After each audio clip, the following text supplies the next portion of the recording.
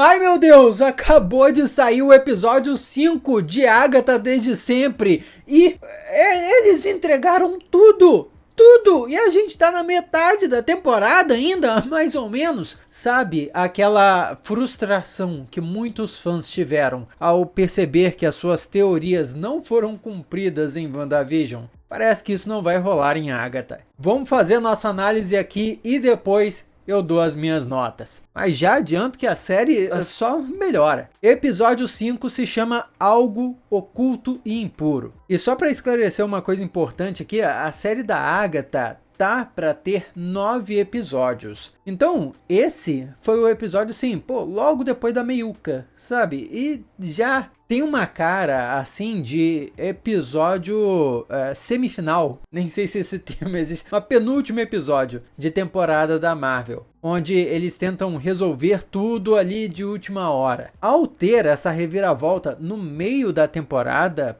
Agatha Desde Sempre demonstra como é diferente das outras séries feitas pela Marvel Studios até hoje, de fato. Não só em termos de orçamento, porque ela foi a mais barata, mas em termos de estrutura também. Parece que a Marvel Studios, Marvel Television no caso, essa divisão, aprendendo enfim a fazer série de TV. O próprio anteriormente desse episódio já foi uma ótima prévia do que iria acontecer nesse episódio aqui de fato. Porque nós tivemos cenas não dos episódios anteriores de Agatha, mas sim do episódio 8 de WandaVision, que mostrou o passado da Agatha sugando os poderes das outras bruxas do seu coven, incluindo da sua mãe. Isso quase que confirma aquilo que eu teorizei em vídeos anteriores, de que as 7 de Salem de fato seriam sobreviventes daquele coven que a Agatha traiu no flashback em WandaVision. Porém, a história é um pouco mais complexa que isso, né? Foram as filhas daquelas bruxas que a Agatha poupou, e essas bruxas que sobreviveram se tornaram um coven, um grupo que é conectado mentalmente, uma mente coletiva. E são assustadoras de fato. Tem a forma animal lá de cada uma e a forma como elas se movem. Eu achei incrível como executaram mesmo essa movimentação para sem tantos efeitos especiais, né? Não é um bicho de computação gráfica,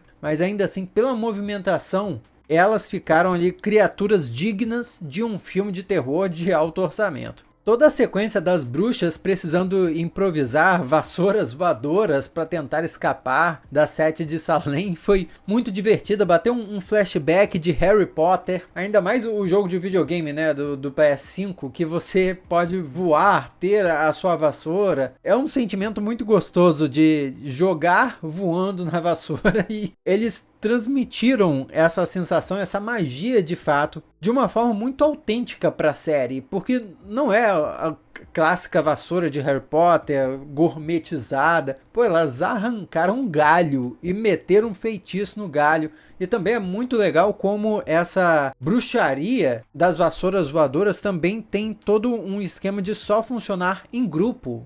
Uma bruxa não vai sair com a vassoura voando assim sozinha, só com uma galera. Mais uma vez, é essa série sendo capaz de distanciar a feitiçaria de magos como Doutor Estranho da bruxaria nesse universo. É o tipo de coisa que nem os quadrinhos conseguiram diferenciar muito bem, mas no universo cinematográfico da Marvel está sendo muito bom ver essa distinção entre diferentes tipos de magia, de encantamento, enfim. E com a 7 de Salem lá dentro do caminho das bruxas, a série consegue adicionar finalmente uma urgência. Porque antes já havia o risco, né? Poxa, qualquer uma delas podia morrer no caminho das bruxas, mas agora elas têm que correr contra o tempo ou as inimigas vão alcançar elas. E eu achei, com toda a minha ingenuidade e experiência com séries anteriores da Marvel Studios, que essa próxima prova seria da Lilia Calderu, que é a bruxa que frequentemente tem aqueles lapsos de memória, tendo possivelmente uma visão de acontecimentos futuros. E por que fazia sentido a prova ser da Lilia Calderu? Porque ela é a coadjuvante que faltava. Seria muito típico da Marvel de, no ano passado,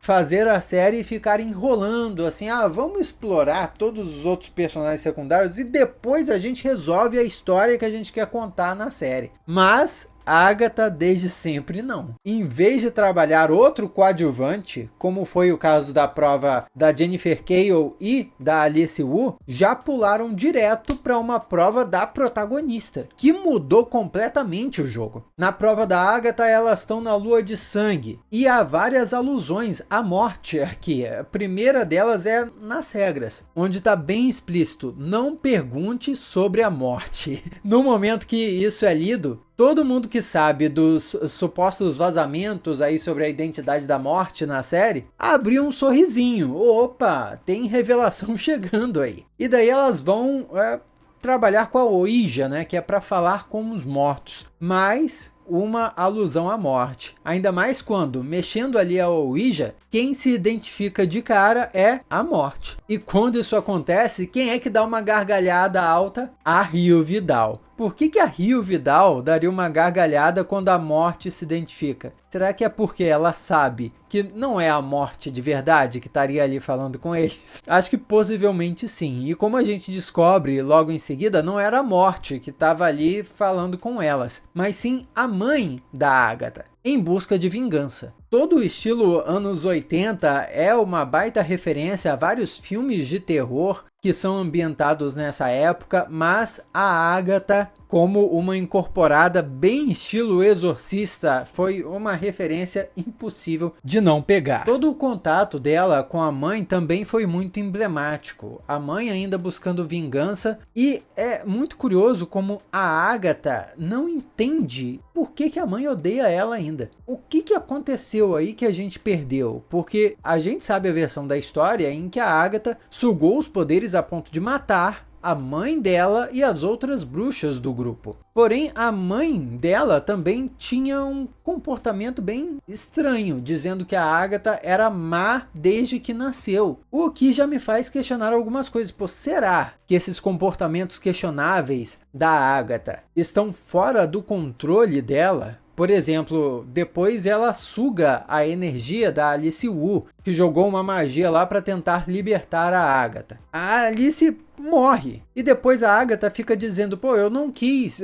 não foi a minha intenção. É óbvio que depois a Agatha assume o BO e volta a se portar como uma grande vilã. Mas por um breve momento nós temos um vislumbre de uma Agatha que parece uma vítima. Será que ela de fato não tinha a intenção de sugar os poderes de nenhuma outra bruxa? Será que aquilo é alguma espécie de maldição que está nela e ela simplesmente aprendeu a conviver com isso, aceitando a suposta maldição como parte da sua natureza? Essa situação toda fica ainda mais emblemática quando um outro fantasma fala pela Ouija, o fantasma do filho dela, o Nicholas Scratch. A simples menção do nome dele faz tudo parar. E é muito simbólico isso, porque afinal, nomes carregam poder. E é por isso, inclusive, que o adolescente está sob sigilo. Não consegue falar o próprio nome, não consegue contar quem é, porque a sua identidade carrega algum poder mágico.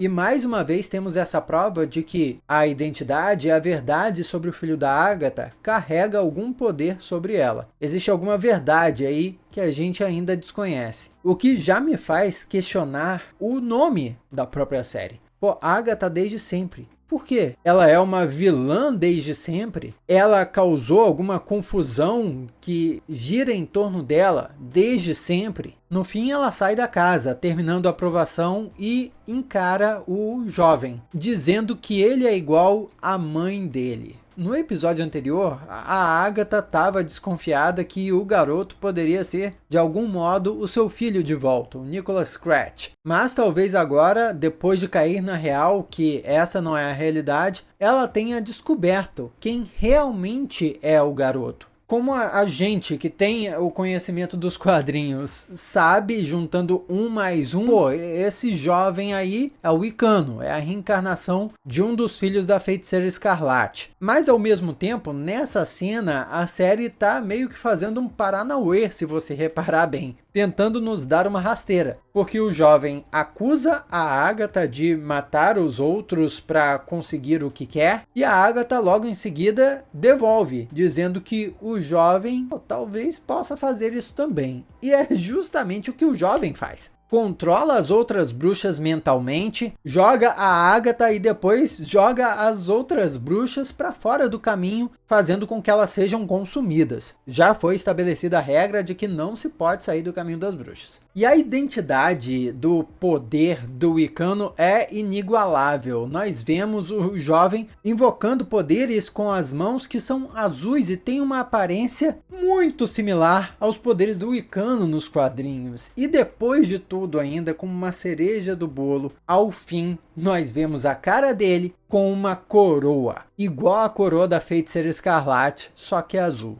Toda essa questão do olho dele, de como ele controlou as pessoas e ficou tão poderoso do nada, tem relação com quem ele é nos quadrinhos também. Isso é uma coisa na qual a gente vai se aprofundar bastante no meu vídeo desmontado, que sai assim que estiver pronto aqui no meu canal. Então se inscreve se você for novo por aqui para não perder. No vídeo desmontado eu pego todos os detalhes, interpreto as referências, busco os significados para tentar adivinhar o que está por vir. Nem sempre acertando, mas a diversão é a gente conjecturar. Agora, é fato que esse fim de episódio, apesar de maravilhoso, estrondoso, revelador, nossa, o episódio foi muito curto para ter entregado tanta coisa, que bom. Mas algumas coisas chamam mais atenção que precisam ser resolvidas, como por exemplo, a Agatha teoricamente morreu, mas peraí, ela é a protagonista, ela não vai morrer assim, ela deve voltar. E a Rio Vidal é a bruxa que estava lá com eles e não apareceu no final, não foi controlada pelo garoto nem nada. Será que é a Rio que vai abordar o garoto, tirar ele daquele transe e salvar as outras bruxas? Ainda existem outras provações para serem superadas antes de acabar o caminho das bruxas. E se não passarem por isso,